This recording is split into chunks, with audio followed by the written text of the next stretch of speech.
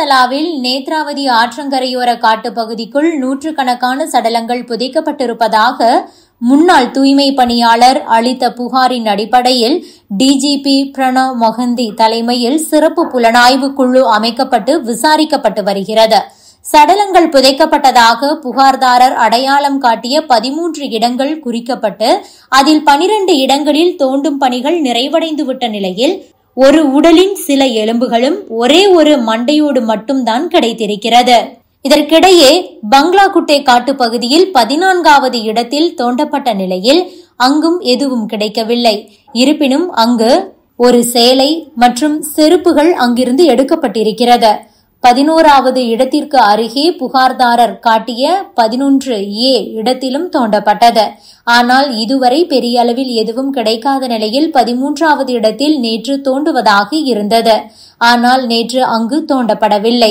ஆனால் இதுவரை பெரிய அளவில் எதுவும் கிடைக்காத நிலையில் 13வது இடத்தில் நேற்று முன்தினம் தோண்டுவதாக இருந்தது. ஆனால் நேற்று முன்தினம் அங்கு தோண்டப்படவில்லை. ரேடார் கருவி உதவியோடு நேற்று சோதிக்கப்பட்டு பின்னர் தோண்டப்படும் என தெரிவிக்கப்பட்டது.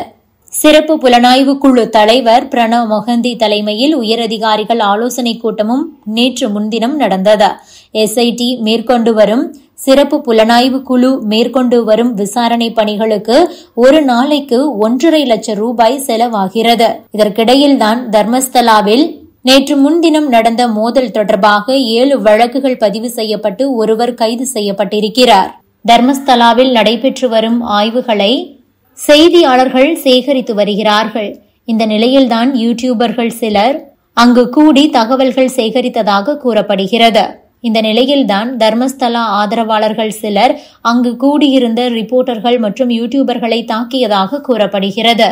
இந்த மோதல் தொடர்பாகத்தான் 7 வழக்குகள் பதிவு செய்யப்பட்டு ஒருவர் கைது செய்யப்பட்டிருக்கிறார். இந்த நிலையில் கர்நாடக உள்துறை அமைச்சர் பரமேஸ்வரா இந்த ஆய்வு மற்றும் விசாரணை பற்றி செய்தியாளர்களிடம் பேசியிருக்கிறார். அவர் என்ன சொல்லியிருக்கிறார் என்றால், 6வது இடத்தில் ஒரு ஆணின் எலும்புக்கூடு கண்டுபிடிக்கப்பட்டது. இதனுடன் மற்றொரு புதிய இடத்திலும் சில எலும்புகள் கண்டுபிடிக்கப்பட்டன. கண்டுபிடிக்கப்பட்ட அனைத்து எச்சங்களும் தடயவியல் அறிவியல் ஆய்வகத்திற்கு அனுப்பப்பட்டுள்ளது.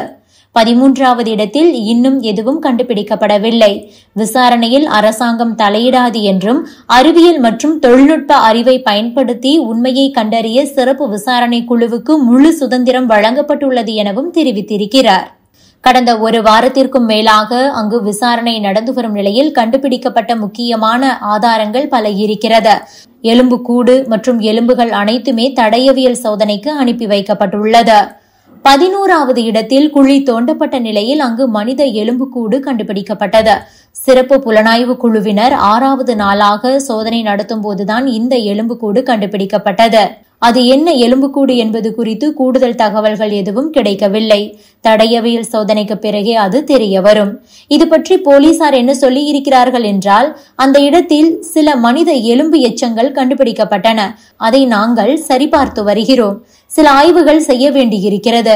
எல்லாம் முடிந்தவுடன் கூடுதல் தகவல்கள் வெளியாகும். அதிகாரப்பூர்வ அறிவிப்பு விசாரணை முடிந்த பிறகே இருக்கும் என்று மூத்த அதிகாரி தெரிவித்திருக்கிறார். ஒரு வாரத்திற்கு மேலாக விசாரணை நடைபெற்று வரும் நிலையில் இது முக்கியமான ஆதாரமாக இருக்கிறது. எலும்பு எச்சம் இப்போது தடயவியல் சோதனைக்கு அனுப்பி வைக்கப்பட்டுள்ளது. அதே நேரம் இந்த எலும்பு எச்சம் ஆணுக்கு சொந்தமானதா இல்லை பெண்ணுக்கு சொந்தமானதா என்பது குறித்து கூடுதல் தகவல்கள் எதுவும் இல்லை. வரும் நாட்களில் இந்த ஆதாரம் பெரிய பூதாகரமாக வெடிக்கும் என சொல்லப்படுகிறது. புகார் கொடுத்த சம்பந்தப்பட்ட தூய்மை பணியாளர் விசாரணை குழுவினருடன் 11வது இடத்திற்கு சென்றிருந்தார். அப்போது அவர் கொடுத்த தகவலின்படியே சோதனைகள் எல்லாம் நடந்தது. ஏற்கனவே 6வது தளத்தில் பாதி எலும்புக்கூடு கண்டெடுக்கப்பட்டது. தலை இல்லாமல் இருந்த அந்த எலும்புக்கூடு ஒரு ஆணின் எலும்புக்கூடு என சொல்லப்பட்டது. அந்த எலும்புக்கூடும் தடயவியல் சோதனைக்கு அனுப்பப்பட்டுள்ளது. புகார் கொடுத்தவர் மொத்தம் 15 இடங்களை சொல்லியிருந்தார். Subscribe to One India and never miss an update.